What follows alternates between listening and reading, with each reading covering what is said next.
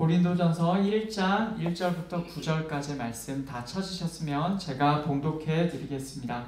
하나님의 뜻을 따라 그리스도 예수의 사도로 부르심을 받은 바울과 형제 소스데네는 고린도에 있는 하나님의 교회 곧 그리스도 예수 안에서 거룩하여지고 성도라 부르심을 받은 자들과 또 각처에서 우리의 주 곧 그들과 우리의 주 되신 예수 그리스도의 이름을 부르는 모든 자들에게 하나님 우리 아버지와 주 예수 그리스도로부터 은혜와 평강이 있기를 원하노라.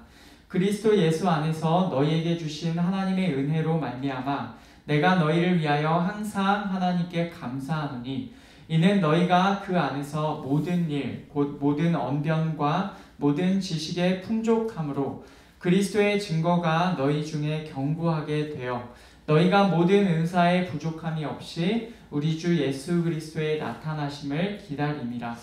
주께서 너희를 우리 주 예수 그리스도의 날에 책망할 것이 없는 자로 끝까지 견고하게 하시리라. 너희를 불러 그의 아들 예수 그리스도 우리 주와 더불어 교제하게 하시는 하나님은 미쁘시도다. 아멘. 히브리서, 출애굽기, 그리고 누가복음, 사사기에 이어서 우리는 이제 고린도전서의 말씀을 드리려 합니다. 이 말씀은 사사기 말씀을 한참 살펴보고 있던 작년에 하나님께서 저에게 많이 보게 하셨던 말씀이에요. 고린도전서는 고린도 교회의 문제에 관하여 다루고 있습니다. 그래서 이 말씀을 보다 보면 과연 이 교회가 정말 교회가 맞나 싶을 정도의 마음이 들곤 합니다. 이게 과연 교회인가? 라는 마음이 들 정도로 고린도 교회의 현실은 생각보다는 굉장히 많이 엉망이었습니다. 그럼에도 사도 바울은 그들을 향하여 이 편지를 씁니다. 하나님 안에서 그들을 놓지 못하는 것이죠.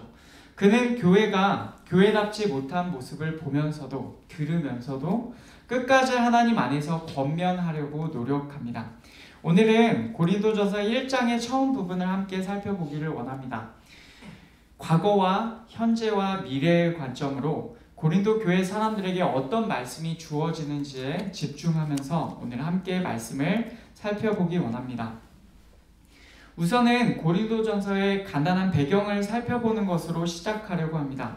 고린도전서는 사도 바울이 고린도에 있는 교회를 향하여 쓴 편지입니다. 오늘 말씀 1절은 이렇게 시작합니다.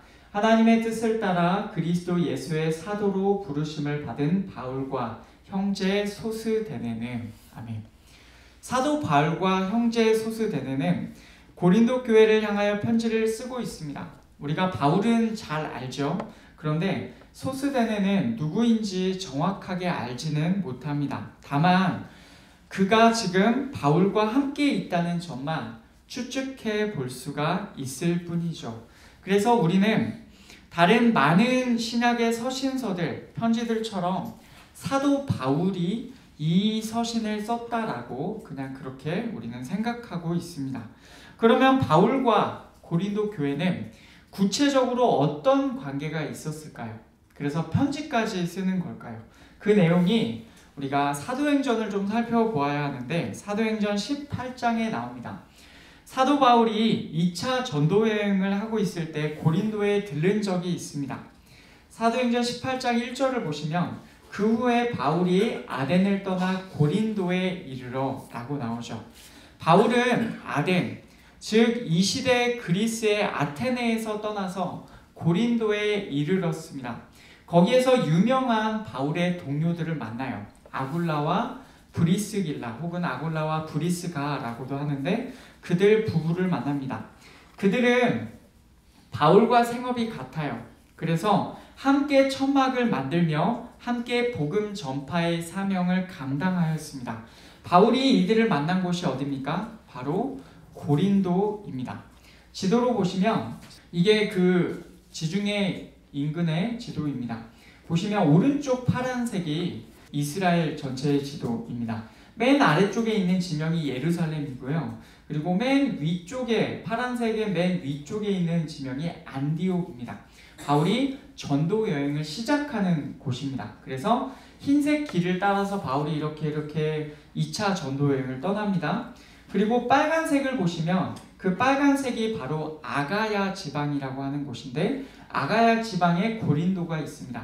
이 고린도가 가운데에 있고요. 그리고 그 오른쪽 부분을 보시면 거기가 바로 아테네입니다. 아덴에서 고린도로 왔다라고 할 때 그 아덴이에요. 그리고 그 위쪽에 이제 그 녹색 네모칸을 보시면 거기가 어디냐면, 녹색 네모칸의 맨 왼쪽은 사도행전 18장 2절을 보시면 거기에 아굴라를 설명을 할 때 그는 본도에서 난 유대인이라고 하죠. 그리고 이달리아로부터 새로 왔다라고 합니다. 그래서 이 배경이 바로 이 녹색에 해당합니다. 그 오른쪽을 보시면 본도가 있습니다. 폰투스라고 써 있는 데가 본도이고, 여기가 아굴라의 고향이라고 할 수 있는 곳이고, 그리고 왼쪽 맨 끝을 보시면 이탈리아 있죠. 거기가 바로 성경에서 말하는 이달리아입니다. 본도 출신 사람이 이탈리아까지 가서 있다가 거기에서 지금 고린도, 빨간색 네모칸 가운데로 지금 온 것입니다. 지금 이제 우리가 맨날 보던 구약시대 그 이스라엘 팔레스타인 지방 지도에서 이제는 많이 유럽 쪽으로 확대가 됐죠. 그래서 이제 그 바로 여기 있는 고린도에 대한 얘기를 하고 있습니다. 그때 바울은 바로 이 고린도에서 안식일마다 유대인의 회당에서 하나님의 말씀을 전하였어요. 처음에는 유대인과 헬라인에게 말씀을 전하였는데 유대인들이 바울을 대적하면서 비방하였습니다. 그러자 바울은 옷을 털면서 이후에는 이방인에게 가겠다고 해요. 하지만 그 사건 다음에 그가 간 곳은 어디냐면 회당 바로 옆에 있는 디도, 유스도라 하는 사람의 집에 갑니다. 유대인들을 피하여 간 곳이 어디입니까? 회당 옆집이에요. 그렇다는 말은 그가 여전히 유대인들을 향한 복음 전파의 뜻을 아예 포기하지는 않았다라는 말이기도 하죠. 거기서 바울의 복음 전파를 통하여서 유대인들과 이방인들 모두에게 열매가 맺혔어요. 유대인들이 열매를 맺은 거 어떻게 합니까? 바로 8절을 보시면 회당장 그리스보가 온 지방과 더불어 주를 믿으며 수많은 고린도 사람도 듣고 믿어 세례를 받더라. 아멘. 여기에 나오는 표현 회당장입니다. 회당이 무엇입니까? 오늘날의 기독교 우리 같은 사람들의 교회가 있는 것처럼 유대교 사람들에게는 회당이 있었습니다.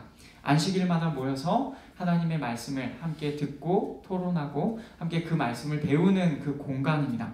그 회당의 장이 그리스보라고 해요. 그렇다는 말은 그 회당장은 유대인일까요? 아닐까요? 유대인이겠죠. 그 유대인, 특별히 그 고린도 지역에 있는 유대인의 종교 지도자 정도 되는 사람이 그리스도를 믿었습니다. 그리스보라는 사람이 예수님을 믿었어요. 그리고 수많은 고린도 사람들이 듣고 믿고 세례를 받았습니다. 즉 유대인과 그 이방인들 모두에게 열매가 맺힌 것이죠. 어느 날 밤에 하나님께서 바울에게 말씀하셨습니다. 밤에 주께서 환상 가운데 바울에게 말씀하시되 두려워하지 말며 침묵하지 말고 말하라. 내가 너와 함께 있으매 어떤 사람도 너를 대적하여 해롭게 할 자가 없을 것이니 이는 이 성중에 내 백성이 많음이라 하시더라. 아멘. 하나님께서 바울에게 두려워하지 말라고 하셨습니다. 지금 바울의 상황은 두려울 법한 상황입니다. 왜냐하면 유대인들이 대놓고 대적을 하기 때문에 바울은 사실은 두려울 만한, 바울이 그렇게 느낄 만한 상황이었다는 말이죠. 그러나 하나님께서는 두려워하지 말라라고 하십니다. 하나님께서 함께 계시기 때문이고 더 나아가서는 그 성 안에 하나님의 백성이 많기 때문입니다. 지금 바울이 전도자로서 낯선 지역에 가서 복음을 전하고 있습니다. 그런데 그곳에서 밤에 하나님의 말씀이 임하였고 그곳에 하나님의 백성이 많다라고 하시면 여러분 어떤 느낌이 드시겠습니까? 아, 이곳이다 라는 생각이 들지 않으시겠어요? 지금 하나님께서 나와 함께 하신다고 하고 두려워하지 말며 침묵하지 말고 말하라고 하시는데 이 성중 안에 하나님의 백성이 많대요. 그러면 전도자 바울은 어떤 느낌이 들겠습니까? 아, 하나님께서 나를 부르신 곳이 바로 여기가 맞구나 하고 그곳에서 더 열심히 복음을 전하지 않겠어요? 그래서 바울은 그곳에서 담대하게 복음을 전하고 11절을 보면 무려 1년 6개월을 머물면서 그들 가운데 살며 하나님의 말씀을 가르쳤습니다.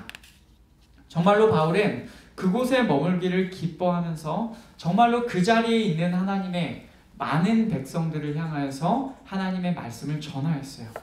고린도 이전의 기록에서 바울이 전도 여행 중에 이렇게 길게 머물렀다는 내용은 나오지 않아요.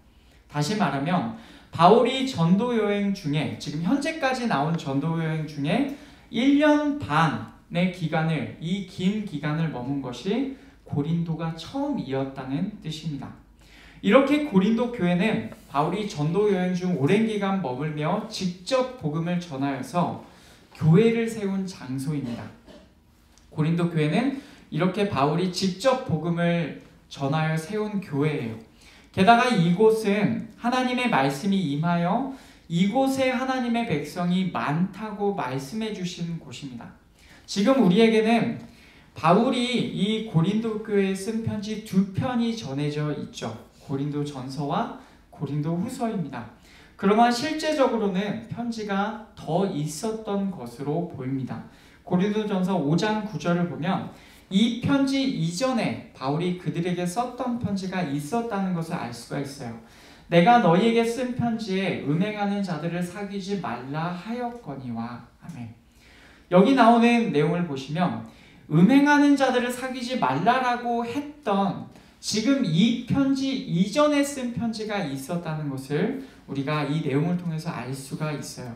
그 편지는 그러나 우리에게 전하여지지 않았고 다만 우리에게는 고린도 전서와 후서가 전해진 것입니다. 이것을 통해서 우리가 또 알 수 있는 것은 바울이 고린도 교회에 지속적인 관심을 가지고 있었다는 점입니다. 비록 몸은 떠났을지라도 편지로라도 계속해서 그들에게 그리고 그들의 믿음에 관심을 보였다는 것을 우리가 알 수가 있어요. 실제적으로 바울이 고린도 교회를 얼마나 애정하였는지 우리가 이 내용들을 통해서 볼 수가 있습니다. 이런 배경에서 바울이 고린도 교회를 향하여 쓴 편지 고린도 전서의 첫 부분을 살펴보겠습니다. 당연히 이 편지를 받는 사람들은 고린도 교회의 사람들입니다. 이들을 향해서 이렇게 표현하죠. 고린도에 있는 하나님의 교회 곧 그리스도 예수 안에서 거룩하여지고 성도라 부르심을 받은 자들과 또 각처에서 우리의 주 곧 그들과 우리의 주 되신 예수 그리스도의 이름을 부르는 모든 자들에게. 아멘.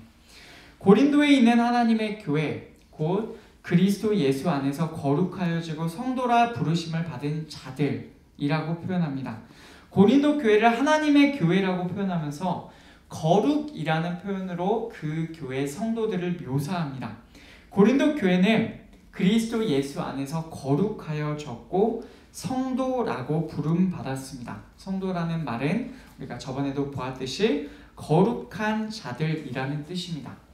이 표현을 그냥 읽으면 그냥 당연한 표현, 의례적인 표현이라고 읽을 수도 있습니다. 그런데 앞에서 살펴본 바울의 전도 여행이라는 배경, 고린도 교회의 복음이 증거되었고 교회가 세워졌다는 배경에서 읽으면요, 느낌이 다릅니다. 이것은 굉장히 놀라운 일입니다. 고린도 교회 사람들은 그 이전에는 하나님과 아무 관계가 없었어요. 이들은 원래 예수 그리스도를 모르던 자들입니다. 전혀 하나님의 거룩함과는 관계가 없었어요. 이런 자들이 어떻게 사도 하나님의 종 바울에게서 거룩한 자들, 성도들이라고 불려지게 되었습니까? 그것은 바울이 전한 복음 덕분이고 그 복음을 듣고 믿게 되었기 때문에 지금 여기서 거룩한 자들, 성도들이라고 불려지게 된 거예요. 그 내용이 바로 뒷부분 4절부터 8절까지에서 나옵니다. 4절부터 8절까지는요, 크게 보면 한 문장으로 볼 수가 있습니다. 이 문장 전체의 핵심이 무엇이냐? 4절에 나옵니다. 바울이 하나님께 감사하다는 그 내용입니다. 너희 즉 고린도 교회 성도들에 관하여 하나님께 감사하다라는 내용이죠. 그 첫 번째 이유가 5절부터 나옵니다. 바울이 하나님께 감사하는 첫 번째 이유가 무엇입니까? 이는 너희가 그 안에서 모든 일, 곧 모든 언변과 모든 지식의 풍족함으로 그리스도의 증거가 너희 중에 견고하게 되어 너희가 모든 은사의 부족함이 없이 우리 주 예수 그리스도의 나타나심을 기다림이라. 아멘. 그리스도의 증거 혹은 그리스도의 증언으로 볼 수도 있는데, 그리스도의 증거가 너희 중에 고린도 교회 성도들 안에 견고하게 되었다고 해요. 그리스도의 증거가 견고하게 되었다, 확고해졌다 라는 말은 무슨 뜻입니까? 복음이 그들 가운데에 자리 잡은 것을 의미합니다. 바울이 1년 반 동안 고린도에서 전한 복음이 그들 가운데에서 확고하게 되었어요. 동시에 이들이 언변, 즉 말이죠. 말에도 그리고 지식에도 풍족해졌습니다. 부유하게 된 거예요. 또한 이 교회는 은사에도 부족함이 없어요. 바울은 이 모든 것이 하나님의 은혜로 된 것이라고 고백하면서 하나님께 감사하다고 합니다. 그리스도 예수 안에서 너희에게 주신 하나님의 은혜로 말미암아 내가 너희를 위하여 항상 하나님께 감사하노니. 아멘. 물론 바울이 예수님을 그리고 복음을 전하였고 수고하였지만 이 모든 것은 하나님께로부터 나왔습니다. 다시 말하면 바울이 고린도 교회에 관하여 감사하는 이유 첫 번째는 이전과 다른 그들의 상태 때문입니다. 이전에는 전혀 복음을 모르던 자들이 이제는 복음 안에서 확고해졌고 말과 지식에서 부유하여졌고 은사도 부족함이 없게 되었습니다. 이것이 바울의 첫 번째 감사의 내용입니다.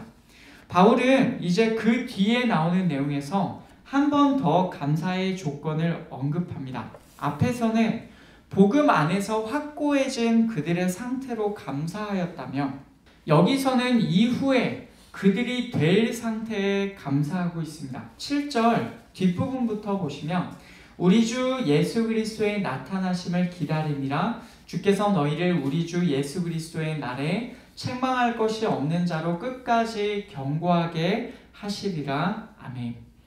고린도 교회는 지금 예수님의 나타나심을 기다리고 있다라고 바울은 표현합니다. 예수님의 나타나심은 미래의 일이죠. 그때를 기다리는 일은 쉽지 않은 일입니다. 그래서 은사가 필요한 것이라고 우리는 그렇게 7절을 이해할 수가 있습니다. 은사의 부족함이 없는 것과 주 예수 그리스도의 나타나심을 기다림이 같이 갑니다. 하나님께서는 교회에 은사를 주셔서 그 은사를 통하여서 이 땅에서 하나님의 능력으로 버티게 하십니다. 그리고 마침내 예수께서 나타나실 거예요. 그분께서 이 땅에 다시 오실 것입니다. 8절에서는 그날을 우리 주 예수 그리스도의 날이라고 표현합니다. 그날에 주께서는 고린도 교회 성도들을 책망할 것이 없는 자로 끝까지 견고하게 하실 것입니다. 책망할 것이 없다, 책망할 것이 없는 이라는 이 표현은 그 어원을 보면 의미가 더 선명하게 드러납니다. 그 어원을 보면요, 세 가지 어근으로 되어 있는데 안에, 어디 안에, 그리고 부르다, 그리고 뭐가 없는 이라는 뜻입니다. 그러면 안에와 부르다와 함께 쓰며 안으로 부르다가 되죠. 그것을 이 단어는 헬라어에서 어떻게 보냐면 소환하다, 더 나아가서는 기소하다, 고발하다가 됩니다. 뭔가 어디로 부르는 거예요. 지금 와서 재판 받아라, 뭐 이런 상황입니다. 그래서 책망할 것이 없다라는 말은 이 어근으로 볼 때 어떤 뜻이 되냐면 정죄 당할 일이 없다라는 뜻입니다. 뭔가 기소받거나 고발당하거나 소환될 일이 없다는 거예요. 뭔가 죄를 가지고 그 죄의 책임을 묻기 위해서 그 앞으로 소환해서 그 죄를 따져 묻고 하는 일이 없다라는 뜻입니다. 바로 이것이 이후에 예수께서 다시 오시는 날에 고린도 교회 성도들의 상태가 될 것입니다. 그들의 죄 때문에 하나님 앞에서 고발되지 않고 정죄당하지 않을 것입니다. 왜냐하면 그들은 예수 그리스도 안에서 거룩해졌기 때문입니다. 이전에는 그들은 거룩하지 않았고 정죄당할 것이 가득했던 자들이었습니다. 그러나 예수 그리스도의 날 이후에는 주께서 그들을 확실하게 정죄당하지 않도록 해 주실 것입니다. 바울은 이 사실로 인하여 하나님께 또 감사하고 있습니다.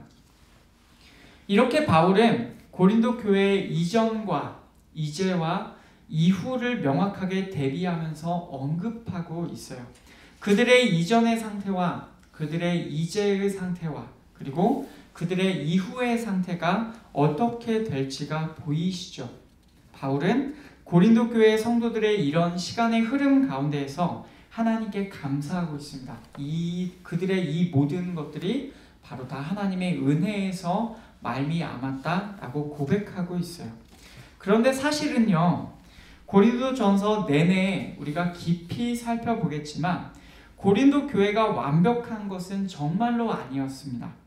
여기서는 바울이 굉장히 좋게 표현했지만 사실 이어지는 고린도전서의 내용을 보면 이들이 과연 교회가 맞나 싶을 정도의 충격적인 내용들이 계속 나옵니다. 그럼에도 바울은 이들에게 경고하게 되었다라고 하고 경고하게 될 것이라고 합니다. 이들의 현실과는 동떨어진 것 같은 바울의 고백인 것만 같죠. 저는 이것을 바울의 믿음이라고 봅니다. 믿음의 고백이에요. 동시에 우리가 이 고린도 전서를 하나님의 말씀으로 봤죠. 그래서 이 바울의 믿음의 고백은 곧 하나님의 말씀으로도 받아야 합니다. 그러면 뜻은 이렇게 됩니다. 실제로 이들의 현실은 매우 처참했을지라도 고린도 교회를 향한 하나님의 말씀은 분명하였습니다. 사도행전 18장 9절과 10절을 다시 보시면 하나님께서 바울에게 직접 말씀하셨어요. 이는 이 성중에 내 백성이 많음이라. 아멘. 하나님의 백성이 많다고 하셨어요. 분명하게 바울에게 말씀하셨습니다. 그 말씀대로 전혀 하나님의 백성 같은 특성이 없는 자들에게 예수 그리스도의 복음이 전하여졌고 그 복음이 확고하여졌고 그 복음 안에서 이제는 거룩한 자들이라고 부름 받았습니다. 그래서 고린도전서 1장 2절에서는 분명하게 교회라고 하였고 거룩하여졌다라고 하였고 성도라고 표현합니다. 여기 나오는 교회라는 표현도 우리가 한 번 더 같은 방식으로 생각해 보겠습니다. 이 교회라는 표현은 여러분 잘 아시는 단어입니다. 에클레시아라는 단어예요. 이 단어도 두 가지 어근으로 되어 있는데 이 단어의 어근 두 가지는 어디로부터 그리고 부르다입니다. 어딘가로부터 부르다. 이것이 교회라는 헬라어 단어의 원 뜻입니다. 그런데 이 단어는요, 원래 구약에서 이스라엘의 총회를 가리킬 때 사용된 표현입니다. 히브리어 구약 성경을 헬라어, 지금 신약 성경이 기록된 헬라어로 번역한 70인경이라는 성경을 보면 거기에 나오는 구약 성경에서의 총회가 바로 이 신약의 교회라는 단어로 번역하는 에클레시아로 번역하였습니다. 그래서 그 예시를 보면요, 신명기 9장 10절입니다. 거기에 이렇게 나와요. 여호와께서 두 돌판을 내게 주셨나니 그 돌판의 글은 하나님이 손으로 기록하신 것이요 너희의 총의 날에 여호와께서 산산 불 가운데서 너희에게 이르신 모든 말씀이니라. 아멘. 이 말은 지금 모세가 하고 있는 내용이에요. 하나님께서 이스라엘 백성 너희에게 십계명을 주실 때의 상황을 모세가 설명하고 있습니다. 이스라엘 백성 역시도 하나도 자격이 없는 자들이 하나님의 백성이라고 불리게 되었죠. 지금 그 하나님의 백성의 총회, 전체의 모임이라는 그 표현이 바로 신약의 교회와도 같은 것이에요. 생각해보면 어디로부터 부르다 혹은 교회의 이 부르심은요, 다 동일합니다. 원래는 전혀 자격이 없는 이스라엘 백성이 하나님의 백성으로 부르심을 받았습니다. 원래는 자격이 없는 바울도 사도로 부르심을 받았습니다. 원래는 우상을 섬기며 고린도에 살던 어떤 사람들도 교회로 부르심을 받았습니다. 전부 다 하나같이 원래는 전혀 자격이 없는 자들이 하나님의 백성 안으로 부르심을 받은 거예요. 그래서 이스라엘 백성의 총회가 되었고 하나님의 교회가 되었습니다. 그래서 이제는 모두가 하나님의 백성, 교회로서 예수님을 부르는 자들로 부르심을 받은 것입니다. 여러분, 이것이 은혜예요. 바울이 4절에서 하나님께 감사하는 이유가 바로 이것입니다. 그리스도 예수 안에서 너희에게 주신 하나님의 은혜로 말미암아 내가 너희를 위하여 항상 하나님께 감사하노니. 아멘. 자기도 그랬습니다. 바울도 그랬고 과거의 이스라엘 백성도 그러했습니다. 똑같이 고린도 교회도 그러합니다. 하나님의 백성으로의 부르심은요, 다 동일합니다. 하나도 자격 없는 자들이 하나님의 은혜로 하나님의 백성 안으로 들어오게 된 것입니다. 이전에 전혀 자격 없는 자들이 이제는 하나님 안에서 은혜를 받았고 이후에 예수님 안에서 정죄 당하지 않을 자들이 될 것을 하나님께서 확실하게 해주시는 것입니다. 이 모든 것이 다 하나님의 은혜예요.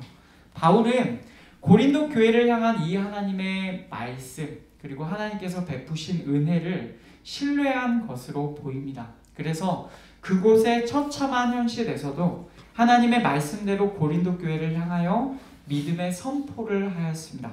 설령 지금 고린도 교회의 모습이 형편없을지라도 너희를 은혜 안에서 부르신 하나님의 부르심은, 그리고 너희를 하나님의 백성이 많다라고 하시면서 너희에게 향하신 그 말씀을 주신 하나님의 뜻은 아직도 유효하다라는 것이죠. 바울을 향한 하나님의 부르심, 그리고 그 옛날 이스라엘을 향한 하나님의 부르심, 그리고 고린도 교회를 향한 하나님의 부르심은 마찬가지로 우리에게도 주어져 있습니다. 우리의 이전과 우리의 이제와 우리의 이후는 어떻습니까? 오늘 말씀에서와 똑같지 않습니까? 이전에 우리는 하나님을 전혀 모르는 자들로 우리 멋대로 살고 정죄를 당해야 마땅한 자들이었습니다. 이제 지금 우리는 예수 그리스도를 믿어 하나님의 백성으로, 성도로 불리고 있습니다. 사람마다 정도의 차이는 있겠지만 우리는 예수 그리스도의 증거, 그분의 말씀을 들은 자들입니다. 그래서 그 안에서 예수님을 믿기로 결단한 자들이 우리 가운데 많이 있습니다. 예수님의 말씀으로 확고해진 것입니다. 그렇다면 이후에 우리는 예수 그리스도의 날에 정죄 당하지 않을 것이 확실합니다. 고린도 교회를 향한 바울의 말이 바로 우리를 향한 말인 것입니다. 그런 점에서 바울의 감사는요, 여러분, 우리의 감사여야 합니다. 우리의 감사 역시도 바울의 감사처럼 되어야 해요. 우리 주께서 우리의 이전과 우리의 이제와 우리의 이후에 행하셨고 행하시고 또 행하실 일에 우리 역시도 감사해야 합니다. 동시에 지금 우리의 모습이 어떤지를 살펴보아야 하겠죠. 혹시라도 교회에 속한 자 같지 않고 하나님의 백성 같지 않은 모습이 우리에게 있지는 않은지 우리가 살펴보아야 합니다. 그러나 분명하게 기억해야 할 것은 이것입니다. 교회 그리고 성도로 우리를 부르신 하나님께서는 단지 그 호칭만을 우리에게 주시려고 우리를 부르신 것이 아니다라는 거예요. 먼 훗날에, 뭔가 언제가 될지 모르는 이후에 주 예수 그리스도의 날에 정죄당할 것이 없는 자로, 책망받을 것이 없는 자로 우리를 세우시기 위해서만 우리를 부르신 것이 아니다라는 것입니다. 9절 말씀을 보시면 너희를 불러 그의 아들 예수 그리스도 우리 주와 더불어 교제하게 하시는 하나님은 미쁘시도다. 아멘. 9절을 보면 어떻게 나옵니까? 미쁘신, 다시 말하면 신실하신 하나님께서는 고린도 교회에 더 나아가서 우리를 부르셨다고 하세요. 그런데 그 부르심은 방향이 있는 부르심입니다. 그 부르심은 그분의 아들 우리 주 예수 그리스도의 교제로의 부르심이에요. 우리가 교회에 하나님의 백성에 속하였고 우리가 성도라고 불린다면 우리는 예수님과 교제해야 합니다.